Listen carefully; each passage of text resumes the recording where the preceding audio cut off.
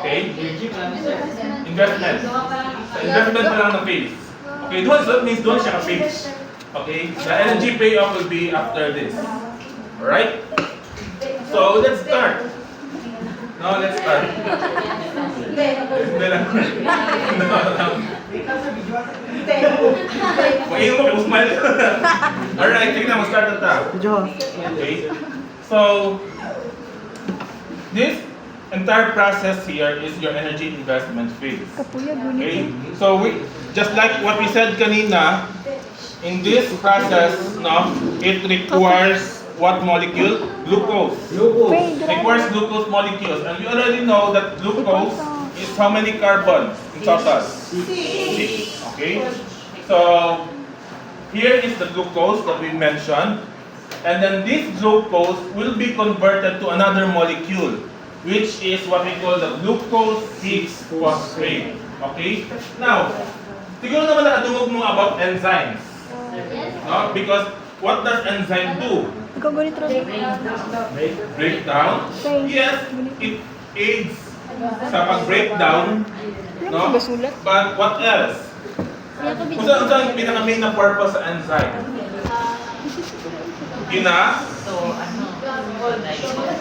Saman. Ipagagan, no? Gina-hasten niya ang process, no? That means nag-help siya para mas madali or ang entire na process. Okay? So, enzymes are involved rin. And these are the enzymes. Kasi sila mga substrates ang tawag ana.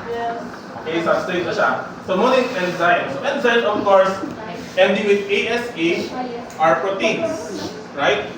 So, we have here glucose. No? And glucose is converted to a substrate called glucose 6-phosphate. Okay? Hindi na siya maging possible without the help of hexokinase. Hexokinase na siya. Okay? So before we proceed, let me just explain briefly kung saan ang ginabuhat ni kinase. Okay? So si kinase, daghan man na si kinase. Naay hexokinase na rin. Okay? Naay vasofructose kinase na rin. Apoy kinase dito sa pigas. Nag-differ na sila because of kung sa mga substrate na ginagawa nila. Okay? Listen sa so, daghang klaseng kinase, nag-differ lang ng specific name based sa mga substrate. Then, itawag siya hexokinase because glucose contains 6 carbons. Di ba? 6 is, hex. No? So, hexokinase siya. So, mga siyang enzyme, nag-help to convert glucose to glucose 6-phosphate. Napo na yung ginabuhat si kinase. Okay? Siya ang responsible sa process na phosphorylation.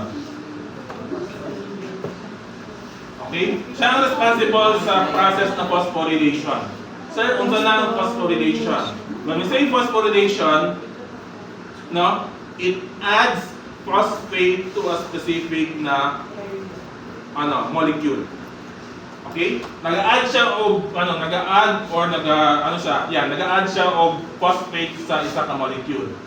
Kung napansin niyo dire, na may phosphate sa to ang glucose? Wala, sir. C6H12O6, wala. Right? Pero, in this substrate, nanay phosphate. That means, nag-add og phosphate. That's why itawag siya glucose 6-phosphate. Because of the process, because of hexokinase, nag-undergo siya phosphorylation. Pero ang question, sir, asan niya gikuha ang phosphate na nakadidugang niya dire? Asan niya gikuha?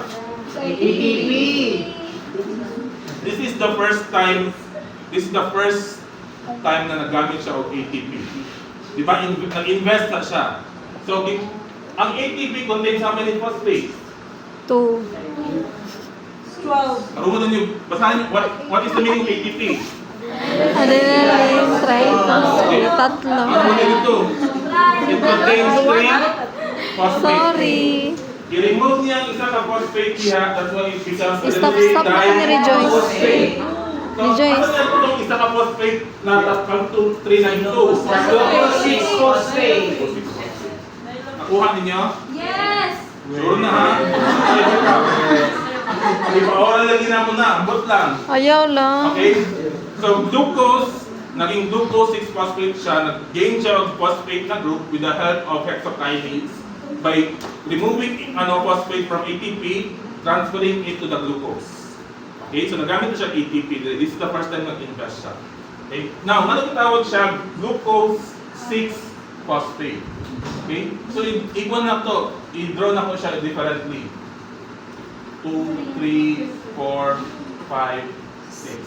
Okay? So let's just say for example, clockwise lang, dali na lang sugod. 1, 2, 3, 4, 5, 6. 6 carbons. Okay? Di ba kapag 1 count ng carbon, pa-clockwise mo to after oxygen? Yes. Okay? So let's say ani lang siya. Itawag siya glucose 6-phosphate. Asa man naka-attach si phosphate? Nasa 6. So dali siya nag-attach sa 6. Same dali, di ba 1, this is 1, carbon 1, 2, 3, 4, 5, 6. Right? And then sa number 6 siya nag-attach ang phosphate. That's why gitawag siya glucose 6-phosphate. Nakuha ninyo ang tawag siya glucose 6-phosphate. Yes. No? Nag-attach ang Okay, sa phosphate, katong 6 gikuha siya ng phosphate nag-attach. from ATP, gi-attach sa ika-6 na carbon ni glucose. So naging glucose 6-phosphate siya. Klaro? Because of the process of phosphorylation done by hexokinase. Okay. So let's proceed na natin glucose 6-phosphate. Okay? After that, si glucose 6-phosphate, i-convert siya into fructose 6-phosphate. Okay. Unsa ang difference between glucose 6-phosphate and fructose 6-phosphate? Okay. Sugar na mga Sugar na parehas, simple sugars na parehas, right? Pero si fructose from fruit. Okay? Pero ang ilang composition basically is C6H12O6. 6 same gihapon. Okay? So, i-convert si glucose 6-phosphate to fructose 6-phosphate with the help of phosphoglycoisomerase. Okay? From the word isomerase, isomers. Nadugan yung isomers? Ito ang isomers. Saan isomers? Dunggan ka ninyo. Nadunggan lang, sir. Sa topo isomerase man to. Sa topo isomerase. Ha? Topo isomerase. No, unsa man ang isomers? No, ay enzyme siya. Pero ang isomers, unsa man ang isomers? When we say isomers. Okay? When we say come on. Okay, so when we say isomers, sige, when we say isomers, they have the same chemical formula but different ang ilang chemical structure. Okay? Both sila C6H12O6, pero tanaw ang ilang structure. They are different. Same lang ang number of carbon, hydrogen, oxygen, pero iba ang structure nila. Okay?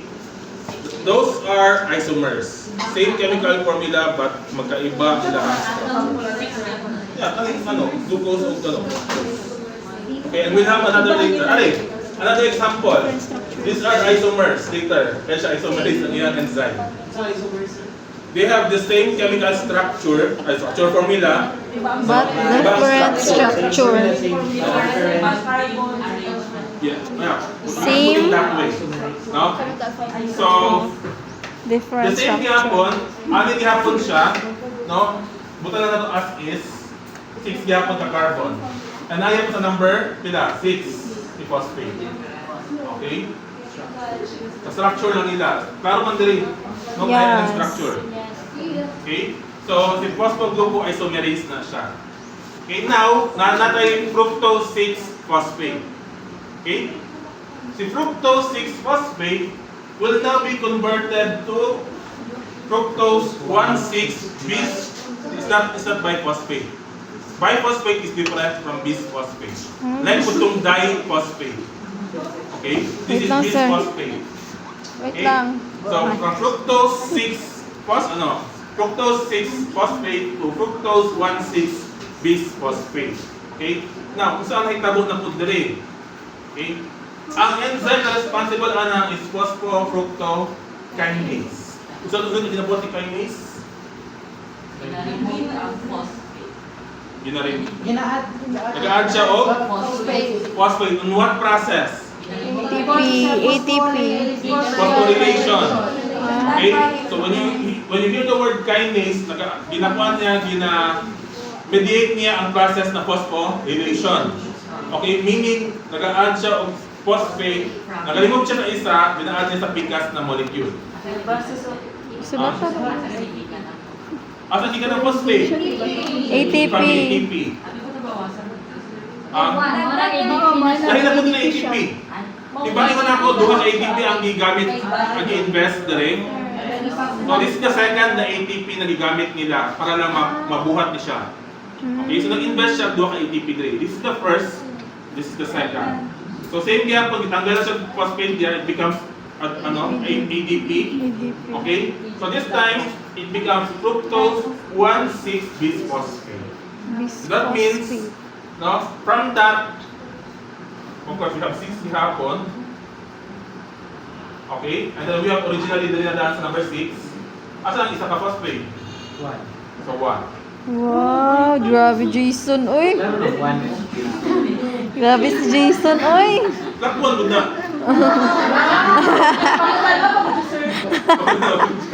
Okay? So naging yun ano yung structure. Okay? It becomes fructose 1,6-bisphosphate. Okay? So because of the phosphorylation, napudugangan siya isa ka phosphate na group. There is a number 1 na carbon. Okay? 1 lang na. So, bapala siya. Energy No? investment phase. So tama ba? Nasa 1 na carbon. So there is siya na add. No? 1 and then 6.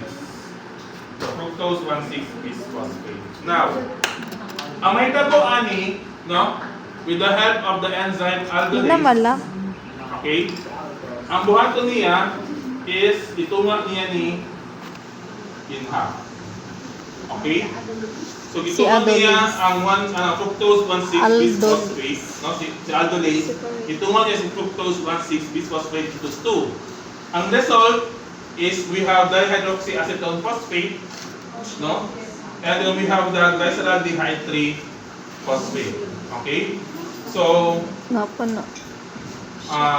Mga chemical na acetone, sir? Or iba na siya? what do you mean? Mao ang? So, acetone? No. No. Alright? So, acetone ito siya na acetone. Ano siya dihydroxy? That means na iduha ka hydroxyl na okay? Which is napodere. So, lahat na siya. But anyway, mo na yung duha ka molecules na produce sa pagtunga kay Fructose this is ang 1,6. pagtunga ni aldolase kay fructose 1,6-bisphosphate. Ay, We buta, have oy. dihydroxyacetone phosphate, no? Or Glycerade. Saan mo na magbasa? this is DHEP. DH. And this is G3P. G3P. No? Dihydroxyacetone phosphate. Glycerade. Dihydroxyacetone 3-phosphate. DHAP. And we have another which is G3P, the glyceraldehyde 3-phosphate. Dehyde 3. Saan tawag mo sila ha? Ni Ang fructose. product ni fructose, sir, no? Yes. Yeah, ang product aning pag-divide ni aldolase aning. Yeah. Okay? Saan tawag sila ha? Okay? Remember, they have the same na tatlo ka carbon. Yeah. They have the same na may phosphate. Yeah. So they are Isomerase. isomerase. Isomer. Isomers. They are isomers. Okay, they Isomer. are okay. Now, ang non-shake catch, no? Because out of these two na product, the DAP and the G3P, si G3P lang ang stable enough that can proceed to the next na phase. G3P lang. Si G3P lang ang stable enough to proceed to the next stage. So, ang question diha, sir, saan na siya? Masayang ni si DAP. Ang question dira, sir, kana sa Now amin take mapa. note, isomers, no, can be converted to each other's structure. Okay? The same goes, itong dalawa, si fructose can be converted back to glucose 6-phosphate na pwede po si glucose 6-phosphate to fructose 6-phosphate. Okay? That means, kung kanilang siya ang pwede mag-proceed sa next na stage, para maging useful siya, this will be converted to G3P. I-convert niya po siya sa G3P. That means, ang end product sa ang energy investment phase is Saan i-convert, sir? si DAP. Sida. Si DAP will be converted to G3P. Okay? Yes, pwede gihapon. They can be converted to each other vice versa. Okay, with the help of the isomerase. Okay? But then, there's no sense na i-convert si G3P to DAP because that means mag-end na ang process. Hindi naman siya magamit sa energy payoff phase. Okay? So that means si DAP ang dapat ma-convert to G3P. So that means ang end product na to sa energy investment phase is G3P. Pila ka buo? Times 2. No? Duha ka G3P. Question sa energy investment phase. Wala sa pa ni matapos. Charot. And product sa... Payoff na. Ang end product sa energy investment. Si duha ka G3P. Okay? Hello, energy investment. Kumali na, sir, no? Hi. Sayaw.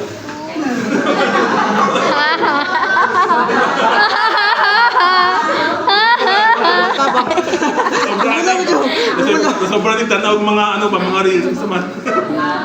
Pag-perform. O ano na, ulo na yun. Tabata-box. Okay? Tatato. Sige, let's proceed. No? Let's now proceed to the energy payoff. Hi.